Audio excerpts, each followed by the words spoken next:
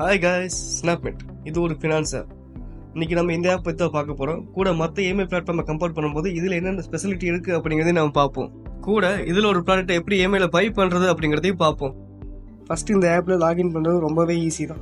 உங்கள் mobile number OTP போது login பண்ணுறதுக்கு மீதி ப்ரொசீஜர் எல்லாமே உங்களுக்கு ப்ராடக்ட் பை பண்ணும்போது மட்டும்தான். நீங்கள் ப்ராடக்ட் பை பண்ணும்போது உங்களுக்கு என்ன தேவைப்படுனா உங்கள் pan card, Aadhaar card and உங்கள் அட்ரஸ், அப்புறம் உங்களுடைய செல்ஃபி பிக்சர். ஸோ சிம்பிள் தான், இதுக்கு கைடு எதுவும் தேவையில்லை, நீங்களும் ரொம்ப ஈஸியாக பண்ணிக்கலாம். ரெண்டாவது, இவங்களோட ஆப்லேயே மேக்ஸிமம் ப்ராடக்ட் வச்சுருக்காங்க. சப்போஸ் உங்களுக்கு தேவையான ப்ராடக்ட் இவங்களோட ஆப்பில் இல்லைனாலும் நீங்கள் ஃப்ளிப்கார்ட், அமேசான்லேருந்தும் பர்ச்சேஸ் பண்ணிக்கலாம். இந்த ஃபியூச்சர் ஸ்டோர் ஆப்ஷன் வழி கூட உங்களுக்கு இதில் மோஸ்ட் ஆஃப் அதர் பிளாட்ஃபார்ம்ஸும் அவைலபிளாக இருக்குது. அது வழியாகவும் நீங்கள் பர்ச்சேஸ் பண்ணிக்கலாம். ஃபர்தர் ப்ரொசீஜர் இது ரொம்பவே ஈஸி தான். நீங்கள் முதல் தடவை பண்ணும்போது மட்டும் நான் முதல்ல சொன்ன ப்ரூஃப்ஸ் எல்லாம் சப்மிட் பண்ணுற மாதிரி இருக்கும். பயப்பட வேண்டாம், இது எல்லா எம்ஐ பிளாட்ஃபார்ம்லேயும் நம்ம பண்ணுறது தான். இந்த ப்ராசஸை நீங்கள் கம்ப்ளீட் பண்ணதுக்கு அப்புறம் உங்களுக்கு எவ்வளோ கிரெடிட் லிமிட் இருக்குது அப்படிங்கிறது எல்லாமே இந்த ஆப்பில் ஷோ ஆகிடும். குறிப்பாக நீங்கள் இந்த ஆப்லேயே பர்ச்சேஸ் பண்ணுறீங்க அப்படின்னா மேக்ஸிமம் கிரெடிட் லிமிட் அண்ட் அதுக்கு மேலே ஒரு 10K இல்லை 20K வரைக்கும் எக்ஸ்பெண்ட் பண்ண முடியும். அதுக்கு ஏற்ற மாதிரி நீங்கள் டவுன் பேமெண்ட் கட்டுற மாதிரி இருக்கும். இல்லை நீங்கள் இந்த ஆப் வழியாக தேர்ட் பிளாட்ஃபார்மில் இஎம்ஐ போடுறீங்க அப்படின்னா இந்த ஆப்ஷன் உங்களுக்கு கிடைக்காது. நெக்ஸ்ட், உங்கள் கிரெடிட் அவைலபிலிட்டியை பொறுத்து உங்களுக்கு தேவையான ப்ராடக்ட்டை பர்ச்சேஸ் பண்ண முதல்ல அதுக்கு நீங்கள் டவுன் பேமெண்ட் இருக்கா இல்லையான்னு பாருங்கள்.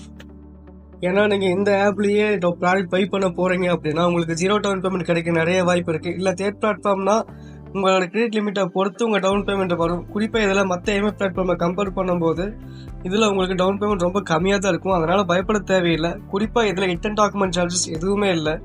ஆனால் நீங்கள் நோட் பண்ண வேண்டியது என்னென்னா உங்கள் கிரெடிட் லிமிட் மோசமாக இருந்தால் நீங்கள் டவுன் பேமெண்ட் கொஞ்சம் அதிகமாக கட்டுற மாதிரி தான் இருக்கும். ஓகே, இப்போ நீங்கள் செலக்ட் பண்ண ப்ராடக்ட்டுக்கு டவுன் பேமெண்ட் சூஸ் பண்ணுங்கள். சூஸ் பண்ணதுக்கு அப்புறம் நெக்ஸ்ட் உங்கள் இஎம்ஐ மந்த்ஸை சூஸ் பண்ணுங்கள். பண்ணதுக்கு அப்புறம் நீங்கள் சூஸ் பண்ண மந்த்ஸுக்கு எவ்வளோ இஎம்ஐ பே பண்ணணும் அப்படிங்கிறத அவங்க மென்ஷன் பண்ணிடுவாங்க.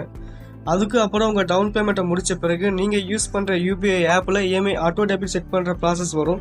அதை முடித்த பிறகு உங்கள் டெலிவரி அட்ரஸ் கொடுத்துருங்க. அதோட உங்கள் சைடில் இருக்கிற வேலை முடிஞ்சிடும்.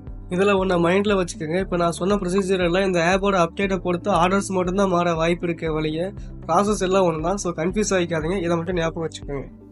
அண்ட் நெக்ஸ்ட் அவங்களோட சைட்லேருந்து ஒரு வெரிஃபிகேஷன் ப்ராசஸ் நடக்கும். அது முடிஞ்ச பிறகு டாக்குமெண்ட் அப்லோட் ப்ராசஸ் நடக்கும்.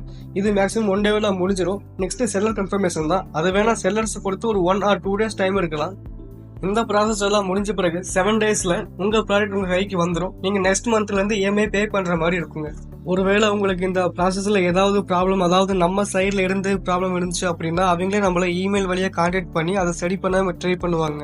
சரியாகாத பட்சத்தில் 2 daysல நம்மளுடைய ஆர்டர் கேன்சல் ஆகிடும் அண்ட் 1 டேவில் ரீஃபண்டும் ஆகிடும். பயப்பட வேண்டாம். முதல் தடவை யூஸ் பண்ணும்போது நானும் இந்த மிஸ்டேக்கை தான் பண்ணேன்.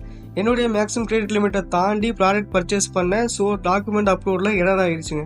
சரி பண்ண அவங்களே என்னை கான்டாக்ட் பண்ணி என்னுடைய கரண்ட் மந்தோட EB bill and gas bill கேட்டாங்க. ஆனால் கரண்ட் மந்தோட இபி பில்லு கேஸ் பில்லு அந்த சமயம் என்னுடைய கையில் இல்லை அப்படிங்கிறதுனால நான் அதை அப்படியே விட்டுட்டேன். அது 2 daysல இஎம்ஐ கேன்சல் ஆகிடுச்சு அண்ட் within 1 hourல எனக்கு அமௌண்ட்டும் ரீஃபண்ட் ஆகிடுச்சுங்க. அண்ட் அதுக்கப்புறமும் நான் இந்த ஆப்பில் ஒரு iPhone 12 ஆர்டர் பண்ணேன். ஆர்டர் கைக்கு வந்து 8 month ஆச்சு. இது வரைக்கும் இஎம்ஐ பே பண்ணுறதுல எந்த ஒரு ப்ராப்ளமும் வரல. அதே போல் இந்த ஆப் பற்றின இன்ஃபர்மேஷனை நான் முழுக்க என்னுடைய எக்ஸ்பீரியன்ஸ்லேருந்து தான் உங்கள்கிட்ட ஷேர் பண்ணுறேன்.